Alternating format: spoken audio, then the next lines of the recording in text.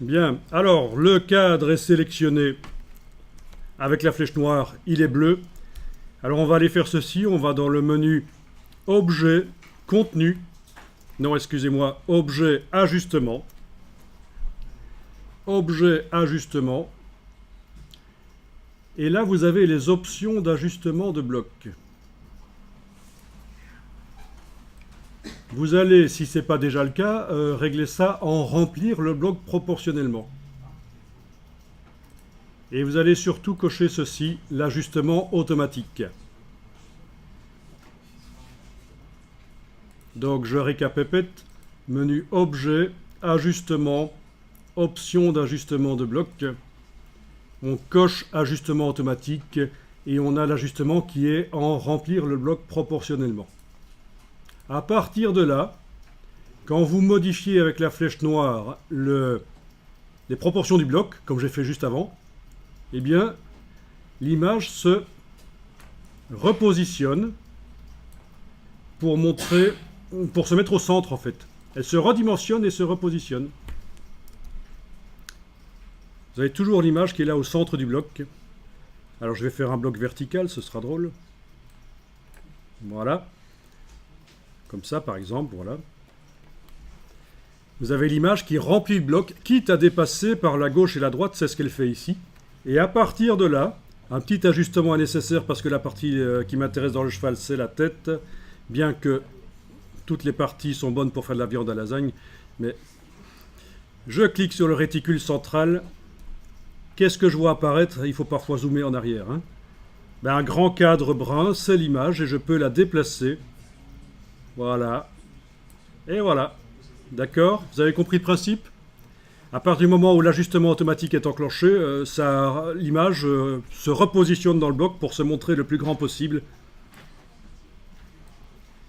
Et parfois, il y a un ajustement nécessaire pour montrer la partie la plus importante, voire même, je peux redimensionner aussi, évidemment, avec l'outil transformation manuelle, je peux la réduire dans son bloc. Hein. Et là, je pense que vous avez appris tout ce qu'il faut savoir sur les images. Sur la manipulation des images. Voilà.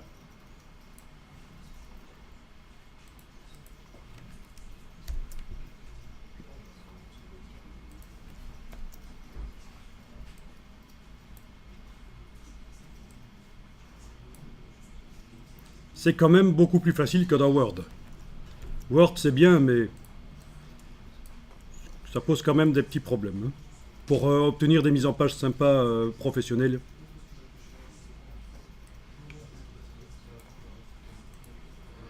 Ok.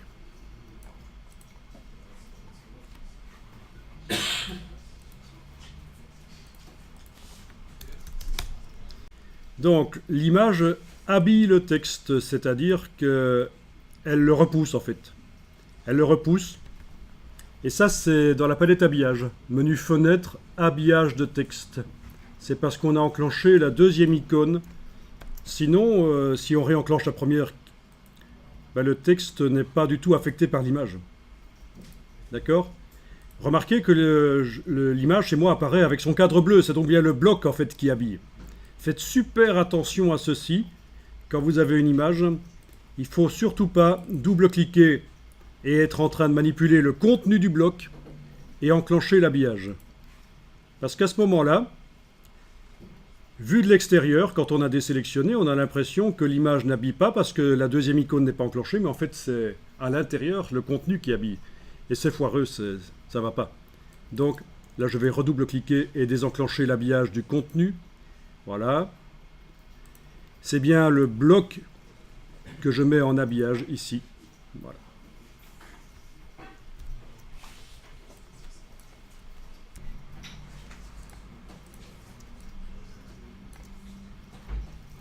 Alors, mettez-vous en affichage normal. On va aller faire un petit bloc texte sur le côté là. Cliquez, glissez sur le côté de la page, c'est ce qu'on appelle la table de montage.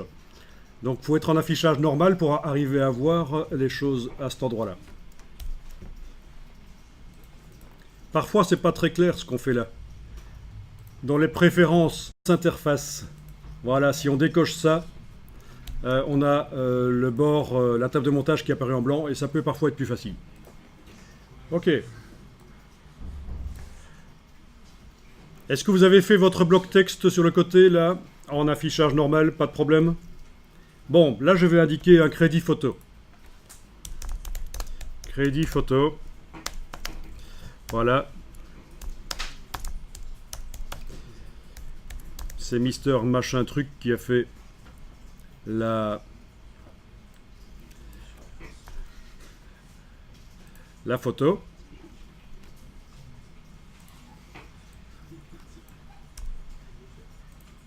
Ça peut se faire de manière automatique, ça.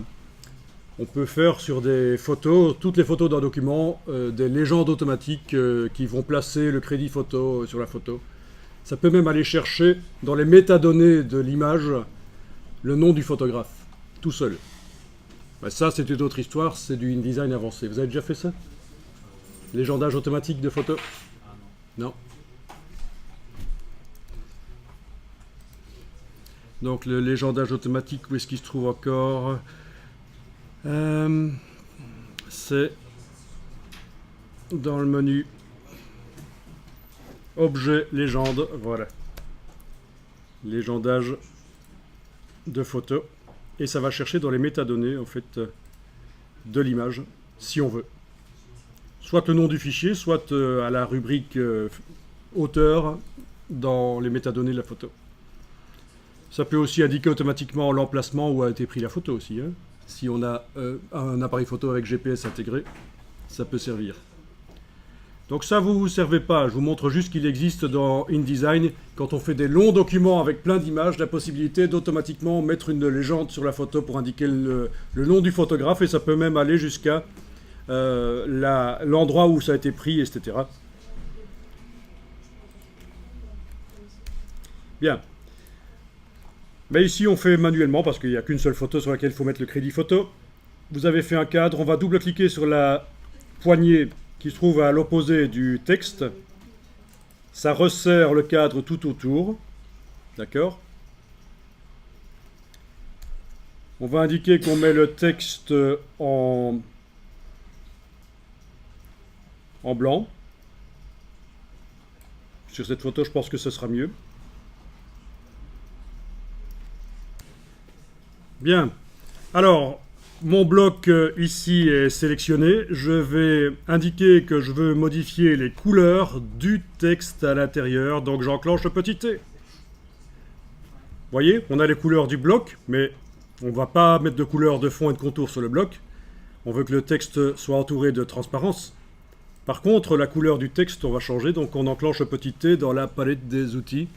Et on change la couleur de quoi? Ben, la couleur de fond du texte. On ne va pas mettre un contour, quoique pour que ce soit passe-partout sur toutes les images, pour les crédits photos, on met parfois du blanc avec un contour noir, comme ça on est certain que sur toutes les photos ce soit visible. Mais bon, ici je sais qu'en blanc le texte sera pas mal. Est-ce que vous avez suivi la procédure en ayant le bloc sélectionné, le petit T, et je fais venir en avant-plan ceci? Alors, il y a possibilité, comme dans Photoshop, de double-cliquer et de choisir une couleur. Ne faites jamais ça. Parce que ça vous empêche d'utiliser une fonctionnalité intéressante de InDesign qui est mettre une couleur sur plein d'éléments dans InDesign. Et d'un coup, en modifiant la couleur dans le nuancier, modifier toute la mise en page. Ne faites donc pas, choisissez pas les couleurs à la manière Photoshop en double-cliquant sur l'échantillon couleur. C'est très mauvais. Ceci dit, il y a moyen de l'ajouter au nuancier. Et à ce moment-là, ce que je veux faire fonctionnera. Mais je vais directement, moi, aller dans le nuancier.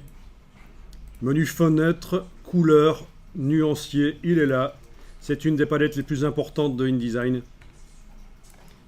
Donc vous comprenez le principe, hein, si vous mettez une des couleurs qui est là, sur différents éléments dans la mise en page, d'un coup, en modifiant la couleur source ici dans le nuancier, ça modifie toute la mise en page et vous pouvez faire des recherches comme ça, graphiques. Bon, ici, ce que je vais faire, c'est simplement indiquer que je mets le texte en blanc. Donc, couleur papier dans ce cas-ci, puisque c'est un document impression. pour l'impression, ici. Donc j'ai mis du blanc dans la case de premier plan, j'ai du texte en blanc. Bien, alors je prends le bloc avec la flèche noire et je vais le déplacer pour le mettre au-dessus de l'image là. Ah, vous avez vu ce qui s'est passé? Quand je le mets au-dessus de l'image, il apparaît un instant. Et puis là, il reste, tiens. Ah non, là, il s'en va.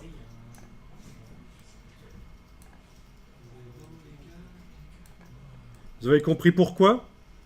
Allez, les pros de InDesign, là, ceux qui connaissent déjà. Il y a l'habillage de texte, exactement. L'image est prévue pour repousser le texte. Et c'est ce qu'elle fait. Ah, si c'est pas triste la vie, hein, quand même. Bon, comment faire alors? Pour que le texte soit immunisé contre l'habillage de l'image. Comment est-ce qu'on fait pour mettre du texte sur une image qui, normalement, est prévue pour repousser du texte? Ah ah. Alors, je vous montre. Le cadre est sélectionné, hein, le cadre qui contient mon texte, en principe. Je vais dans le menu Objet, Options de bloc de texte. Donc, c'est raccourci CTRL-B sur le PC, Commande B sur le Mac, et on utilise souvent ça. C'est menu Objet, Options de bloc de texte. Ignorer l'habillage, exactement. Et voilà. Bon, si vous voulez, vous pouvez aller un peu plus loin avec l'outil de transformation manuelle. Vous pouvez, si vous voulez, tourner le bloc avec la touche majuscule enfoncée. Ça cale sur les axes. Je lâche le bouton de la souris, puis la touche majuscule. Avec la poignée du coin, touche majuscule, j'arrive à réduire. Et voilà, je le mets sur le côté. Et c'est bon. Plutôt là. Bon. Il faudrait modifier la transparence, etc. Mais on n'en est pas là. C'est pas mal comme ça. Voilà. C'est encore gros comme crédit photo, mais bon.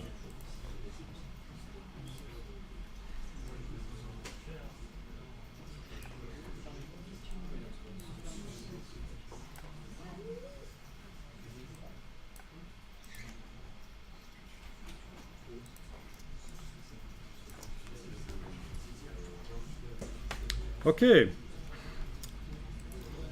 Je pense que même ceux qui connaissaient InDesign apprennent des choses là un peu. C'est pas mal. Ok. Pour déplacer les deux, clic, majuscule clic avec la flèche noire. Et je vais faire un groupe. Ben oui, hein. Parce que sinon, si je bouge l'image, le texte ne bouge pas avec. Donc, avec la flèche noire, clic pour sélectionner le bloc, majuscule clic pour sélectionner également l'image. Et objet associé. Comme ça, ça fait un groupe. Et les groupes dans InDesign, ils apparaissent avec ce petit pointillé caractéristique. Voilà, comme ça, quand je bouge le groupe, les deux choses restent ensemble.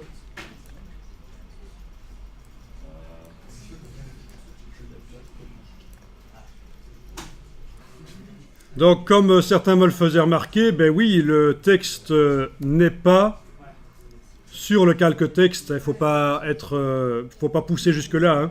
C'est quand même un texte qui est fort en rapport avec l'image, et donc on le groupe avec l'image, et voilà. Depuis le début, il a été sur le calque image, ce rectangle de texte. Ok, je vous montre comment manipuler l'intérieur, c'est facile. Open your eyes, ouvre tes ouilles.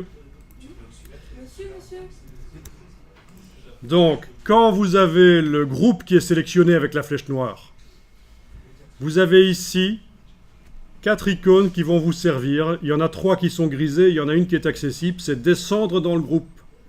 Une fois que vous êtes descendu dans le groupe, vous avez 2 icônes qui vous permettent de passer en revue les objets du groupe. Mais bon, ici, il n'y en a que 2, c'est facile, mais parfois on a des groupes avec 10 objets, ou 20, hein, bon. Comme ça, vous décidez, tiens, je travaille sur le bloc, là, ou je travaille sur l'image. Bon, si je décide de travailler sur le bloc là, je peux le repositionner dans le groupe. Quand j'ai fini, je remonte, je sors de la manipulation des objets du groupe avec l'icône là. Voilà, c'est simple. Pour manipuler les objets d'un groupe, on descend dans le groupe avec cette icône-là. On passe en revue les objets, on les manipule. D'accord? Et on sort du groupe avec l'icône qui indique qu'on remonte. Voilà, ça monte une petite hiérarchie, vous avez compris. Hein? C'est un groupe, quoi.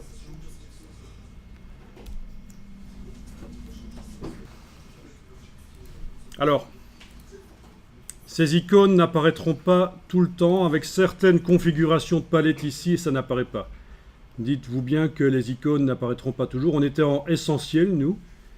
Ah oui, j'ai mon InDesign installé en plusieurs langues, et donc il y a un petit mélange entre l'anglais et le français chez moi. Mais sachez-le, vous n'aurez pas toujours ces icônes qui apparaissent. Et en plus, si votre écran est trop petit, qu'il n'a pas assez de pixels, il y a des choses là au-dessus qui n'apparaîtront pas non plus. Hein. Ça peut arriver.